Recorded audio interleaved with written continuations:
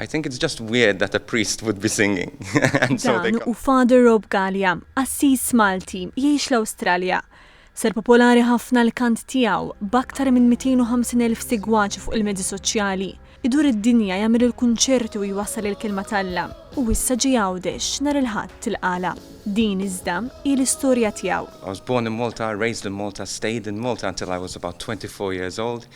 But I had an experience when I was 17 years old of God's love in my life, after living a few years of rebellion, drug addiction in a place where I lost all sense of hope. 17 years old, I had an experience of God, which might be a little bit strange, a little bit weird for some people, but that experience changed my life forever. Not only changed my life because I wanted to follow God, but because I wanted my friends to know. I wanted the world to know. Għalli għalih il-mużika kienet strument ta' fejqan. Dealing with depression, dealing with anxiety, music became an instrument for me to find hope in a place of desperation.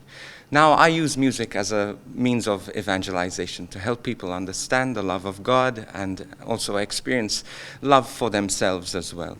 Father Rob għata ħafna mill-ħin tiegħu jivvjaġġa. Din is-sena biss sa wissu ħajkun għamel 100 vjaġġ. I've done concerts and events in 47 countries around the world, from India to Saudi Arabia to Japan. I was just speaking in Bangkok last week. I'm going to be speaking in Indonesia next week, United States, Canada, Mexico. I get to do all of these things. L-akbar udjenza li kellu kienet taqbes 1.5 miljun ruħ. And I get to do this once again in disbelief, because I can't believe like an ex-addict, someone who was just so messed up, gets to bring hope to so many people around the world. Wassal messaġġ liż-żgħażagħ li jagħmlu x'jagħmlu u tkun kemm tkun imħarb ta' triq, dejjem hemm tama. Stop feeling sorry for yourself. That is the biggest destroyer of hope, is when we start to pity ourselves, we start to think that we are a victim. We are not a victim. Even if you feel like a victim, keep going, keep moving forward, keep fighting, because God is on your side and you can do great things.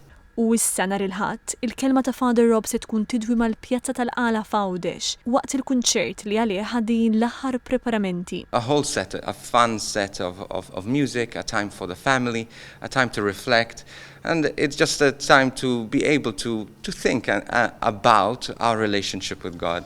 Il-kunċert sal-Ħadd se jibda fit-8 ta' filgħaxija u dħul għalih huwa mingħajr ħlas.